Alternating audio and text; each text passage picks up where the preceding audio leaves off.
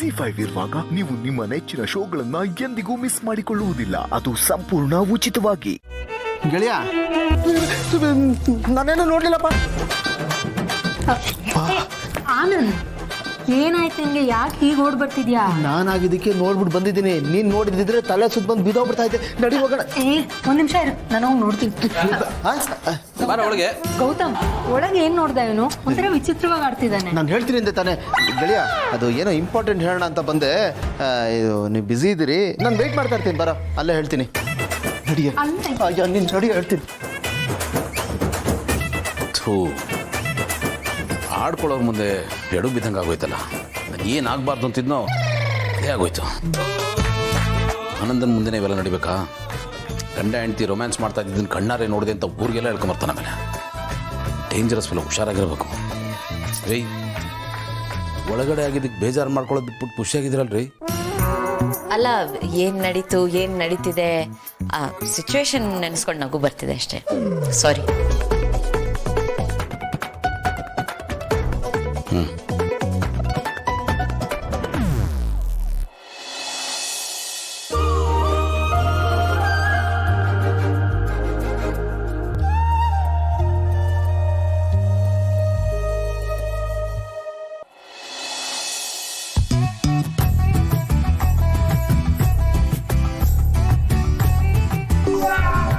ಏನೋ ಎಲ್ಲ ಅಪ್ಪಣ್ಣ ಹೇಳ್ಬಿಟ್ಯಾ? ಇಲ್ಲ ಗೆಳೆಯ, ಏನು ಹೇಳಿಲ್ಲ. ಹೇಳಿದ್ರೆ ಗೊತ್ತಲ್ಲ ಮಗನೇ, ಸಾಯಿಸ್ಬಿಡ್ತೀನಿ. ಇಲ್ಲ ಕಣೋ, ಪ್ರಾಮಿಸ್ ಏನು ಹೇಳಿಲ್ಲಪ್ಪ. ಆನಂದ್, ಏನ್ ನಿಮ್ಮಿಬ್ಬರದು? ಏನಿಲ್ಲ ಅಪ್ಪಣ್ಣ. ಏನು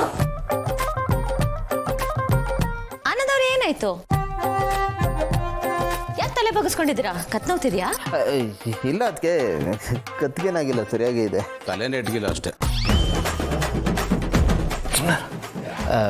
ಅದಕ್ಕೆ ದಯವಿಟ್ಟು ಕ್ಷಮಿಸ್ಬಿಡಿ. ಅದಕ್ಕೆ ಗೊತ್ತಿಲ್ಲದೆ ರೂಮೊಳಗೆ ಬಂದ್ಬಿಟ್ಟೆ. I am sorry. ಅಲ್ಲ, ಸಾರಿ ಕೇಳೋವಂಥದ್ದು ಏನಾಯ್ತಲ್ಲಿ? ಅಪ್ಪಣ್ಣ ಸುಮ್ಮನೆ ಮನೇಲಿ ಹೇಳ್ತೀನಿ ಅಂದೆ ತಾನೆ. ಅರೆ ಇಟ್ಸ್ ಓಕೆ ಆನಂದ್ ಅವರೇ. ಅಪರ್ಣ ಏನೂ ಆಗಿಲ್ಲ. ನಾನು ರೂಮಲ್ಲಿ ಧೂಳು ಕೊಡುತ್ತಿದ್ದೆ. ಅಲ್ಲಿಗೆ ಗೌತಮ್ ಅವ್ರು ಬಂದರು. ಡಸ್ಟ್ ಅಲರ್ಜಿಯಾಗಿ ಸೀನೋದು ಶುರು ಮಾಡಿದ್ರು. ಸೀನ್ತಾನೇ ಇದ್ರು. ಏನು ಮಾಡೋದು ಅಂತ ಗೊತ್ತಿಲ್ಲದೆ ನಾನು ನೀರು ತಂದು ಕೊಟ್ಟೆ. ಇನ್ನೇನು ಅವ್ರು ನೀರು ಕುಡಿಯೋ ಅಷ್ಟರಲ್ಲಿ ಮತ್ತೆ ಸೀನಿದ್ರು. ಆಮೇಲೆ ದೊಡ್ಡ ಸೀನೆ ಕ್ರಿಯೇಟ್ ಆಗೋಯ್ತು. ಆಮೇಲೆ ನೀರು ಜಾರಿ, ಕಾಲು ಜಾರಿ, ಆಮೇಲೆ ಅವ್ರ ಜಾರಿ, ಇವನ್ ಜಾರಿ, ಜಾರಿ ಜಾರಿ ಜಾರಿ ಇಡೀ ರೂಮೇ ಒಂಥರ ಜಾರ ಬಂಡೆ ಆಗ್ಬಿಟ್ಟಿತ್ತು. ಮನೆಗೆ ಬಾ, ಇದಕ್ಕೆ ಬ್ಯಾಕ್ ಗ್ರೌಂಡ್ ಮ್ಯೂಸಿಕ್ ಎಲ್ಲ ಮಿಕ್ಸ್ ಮಾಡಿ ಸಖತ್ತಾಗಿ ಹೇಳ್ತೀನಿ. ಆನಂದ್, ನಿನ್ ಬ್ಯಾಕ್ ಗ್ರೌಂಡ್ ಮ್ಯೂಸಿಕ್ ಕತೆ ನಂಗೆ ಏನು ಬೇಕಾಗಿಲ್ಲ. ನಾನು ಭೂಮಿಕಾ ಹತ್ರನೇ ಕೇಳ್ತೀನಿ, ನೀನು ಸುಮ್ಮನಿರು. ಅದೇನ ಜಾರ ಬಂಡಿ ಕತೆ? ಅಪರ್ಣ, ಬಿಟ್ಬಿಡೋದನ್ನ. ಇವನ್ ಬಗ್ಗೆ ನಿನಗೆ ಗೊತ್ತು ತಾನೆ. ಇಲಿ ಹೋದ್ರೆ ಹುಲಿ ಹೋಯ್ತು ಅಂತ ಎಕ್ಸಾಜರೇಟ್ ಮಾಡ್ತಾನೆ. ಇಲಿಗೆ ಓಡ್ ತೋರಿಸ್ಬಿಟ್ಟು ಪಾತಾಳಕ್ಕೆ ಹೋಗೋದು ಇದೊಂದೇ ದಾರಿ ಅಂತ ಬೇಕಾದ್ರೆ ಹೇಳ್ಬಿಡ್ತಾನೆ. ಫೋನ್ ವೈಬ್ರೇಟ್ ಆದ್ರೆ ಸಾಕು, ಭೂಕಂಪ ಆಗೋಯ್ತು ಅಂತ ಎಲ್ಲಾರನ್ನೂ ಹೆದರ್ಸಿ ಓವರ್ ಮಾಡ್ಬಿಡ್ತಾನೆ ನನ್ನ ಮಗ. ಡೈ, ಅದೇನು ಇಂಪಾರ್ಟೆಂಟ್ ವಿಷಯ ಹೇಳಬೇಕು ಅಂತ ಬಂದೆ ತಾನೆ? ಏನಾಯ್ತು? ಏನು ಹೇಳಕ್ ಬಂದೆ ನಾನು? ಮರ್ತೇ ಬಿಟ್ನಲ್ಲೇ. ಗೊತ್ತಾಯ್ತಪ್ಪ. ಈಗ ನೋಡಪ್ಪ, ಈ ಜಾರ ಬಂಡೆ ಕಥೆನ ಸೈಡ್ಗೆ ಇಟ್ಕೊಳ್ಳೋಣ. ನಾನು ಯಾಕೆ ಬಂದೆ ಅಂತಂದರೆ, ನಾವು ಒಂದು ಪ್ಲ್ಯಾನ್ ಮಾಡಿದ್ದೀವಿ ಕಣ. ವ್ಯಾಲೆಂಟೈನ್ಸ್ ಡೇ ಪ್ರಯುಕ್ತ ನಾವು ಯಂಗ್ ಕಪಲ್ಸ್ ಎಲ್ಲ ಸೇರಿ ಒಂದು ಪಾರ್ಟಿ ಮಾಡೋಣ ಅಂತ ಇದ್ದೀನಿ. ಹೀಗೆ ಯಂಗ್ ಕಪಲ್ಸ? ಯಾರಪ್ಪ ಯಂಗ್ ಕಪಲ್ಸು? ಗೆಳೆಯ, ನೀನು ಹೆಂಗಂತ ಅನ್ಕೋಬೇಡ, ಆದರೆ ನಮ್ಮನ್ನು ಮಾತ್ರ ಆ ಲಿಸ್ಟಿಗೆ ಸೇರಿಸ್ಬೇಡ. ನೋಡ, ಲೈಫಲ್ಲಿ ಯಾವತ್ತು ನಾವು ಯಂಗಾಗಿರ್ಬೇಕು ಕಣೋ, ಎವರ್ ಗ್ರೀನ್ ಆಗಿರಬೇಕು. ಆಗಲೇ ಜೀವನದಲ್ಲಿ ಉತ್ಸಾಹ ಚಿಮ್ತಾ ಇರೋದು. ಲೇಯ್, ನಾನು ಆಗಲ್ಲ ಕಣ ಹೇಳಿದ್ದು. ಮಕ್ಳು ಎಂಜಾಯ್ ಮಾಡ್ತಾರೆ ಕಣ, ನಮ್ದೇನಿರುತ್ತೋ ಅದರಲ್ಲಿ. ಯಾಕೋ ಹಾಗೆ ಅನ್ಕೋತೀಯಾ? ನಾವು ಅವ್ರ ಜೊತೆ ಸೇರ್ಕೊಳ್ಳೋಣ, ಅವ್ರ ಕಂಪ್ನಿ ಕೊಡೋಣ. ನೋಡ, ನಾನು ಅಪರ್ಣ ಒಂದು ಜೋಡಿ, ನೀನು ಅತ್ತಿಗೆ ಒಂದು ಜೋಡಿ, ಮಹಿಮಾ ಜೀವನ್ ಒಂದು ಜೋಡಿ, ಹಾಗೆ ಇವಾಗ ಮದುವೆ ಆಗ್ತಾರಲ್ಲಪ್ಪ ಜಯದೇವ್ ಅಪೇಕ್ಷಾ, ಅವ್ರ ಜೋಡಿನೂ ಸೇರಿ ನಾವೆಲ್ಲ ಗ್ರ್ಯಾಂಡಾಗಿ ಸೆಲೆಬ್ರೇಟ್ ಮಾಡಿದ್ರೆ ಜೋಡಿ ನಂಬರ್ 1 ಕಾರ್ಯಕ್ರಮದ ಗ್ರ್ಯಾಂಡ್ ಫಿನಾಲೆ ಯಾವ ಥರ ಇರುತ್ತೋ ಆ ಥರ ಇರುತ್ತೆ. ನೋಡ, ನಾವು ಡಿಸೈಡ್ ಮಾಡಿಬಿಟ್ಟಿದ್ದೀವಿ. ನೀನು ಹೂ ಅನ್ನಂಗೆ ಇಲ್ಲಪ್ಪ, ಬರ್ಬೇಕಷ್ಟೇ. ನೋಡ್ದ, ಪಾರ್ಥ ಬಂದ, ಅವನ್ನೇ ಕೇಳ್ಬೇಡ. ಪಾರ್ಥ, ನೀನೇನಂತೀಯ? ಸೂಪರ್ ಆಗಿರುತ್ತೆ ಬ್ರೋ. ನೋಡ್ದ, ಇವನು ಅಂದ್ಬಿಟ್ಟ. ಇನ್ಮೇಲೆ ಇದ್ರ ಬಗ್ಗೆ ನೋ ಮೋರ್ ಚರ್ಚೆನಪ್ಪ.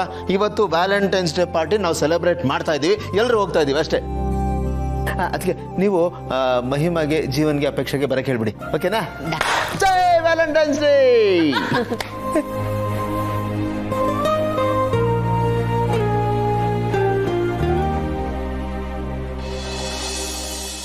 ಹಾ ಅಕ್ಕ.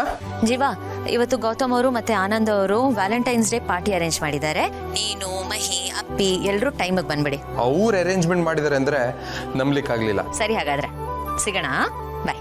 ಓಕೆ ಅಕ್ಕ, ಟೇಕ್ ಕೇರ್, ಬಾಯ್. ಅಮ್ಮ, ಕರೆಕ್ಟ್ ಟೈಮಿಗೆ ಬಂದ್ರಿ. ಏನೋ ಭಾವ ವ್ಯಾಲೆಂಟೈನ್ಸ್ ಡೇ ಪಾರ್ಟಿ ಅರೇಂಜ್ ಮಾಡ್ತಿದಾರಂತೆ. ನನ್ನ ಅಪ್ಪಿನ ಮಹಿಮನ ಇನ್ವೈಟ್ ಮಾಡಿದ್ದಾರೆ, ನಾವು ಹೋಗ್ತಾ ಇದೀವಿ. ಏನಪ್ಪಿ, ಲಾಟ್ರಿ ಮೇಲೆ ಲಾಟ್ರಿ. ಮದುವೆ ಫಿಕ್ಸ್ ಆಗ್ತಾ ಇರೋ ಹಾಗೆ Valentine's day celebration. Wow, happy happy.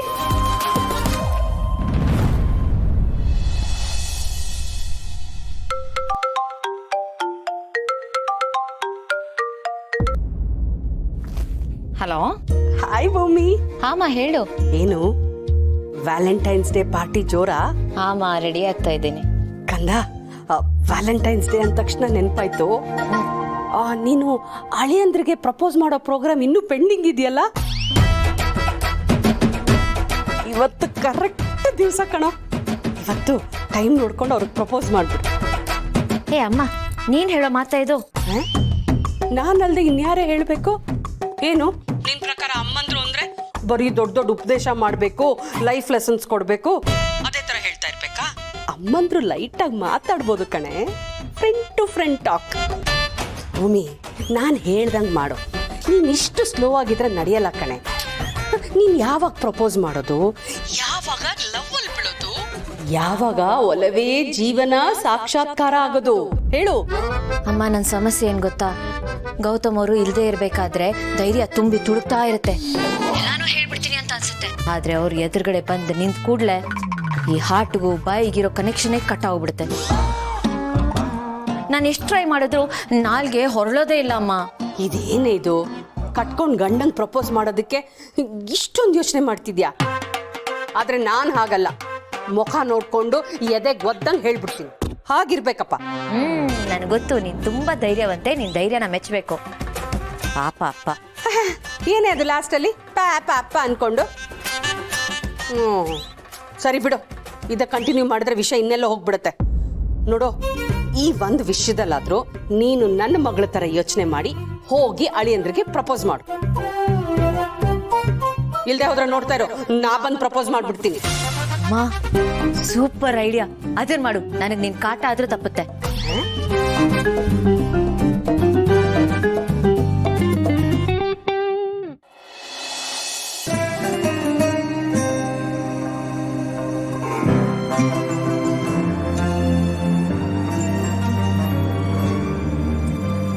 ಗುರುವೆ, ಎಲ್ಲ ರೆಡಿ ತಾನೆ?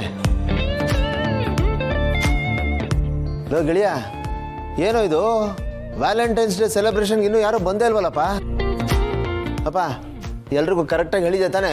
ಎಲ್ಲರಿಗೂ ಹೇಳಿದ್ದೀನಪ್ಪ, ಬರ್ತಾರಿರೋ. ನೀನೇನೋ ನನಗೇನು ಗೊತ್ತಾಗಲ್ಲ, ಎಲ್ಬೋರ್ಡ್ ಅನ್ನೋ ಥರ ಮಾತಾಡ್ತಿಯಲ್ಲ. ಕೆಲವು ವಿಷಯದಲ್ಲಿ ನೀನು ಎಲ್ಬೋರ್ಡೆ ಬಿಡು. ಏನೋ ಹುಡುಕ್ತಾ ಇದೆಯಾ? ಅದು ರೆಡಿ ಇರ್ಬೇಕಾ? ZEE5 ಆಪ್ ಡೌನ್ಲೋಡ್ ಮಾಡಿ ಎಲ್ಲಾ ಸಂಚಿಕೆಗಳನ್ನು ಸಂಪೂರ್ಣ ಉಚಿತವಾಗಿ ನೋಡಿ.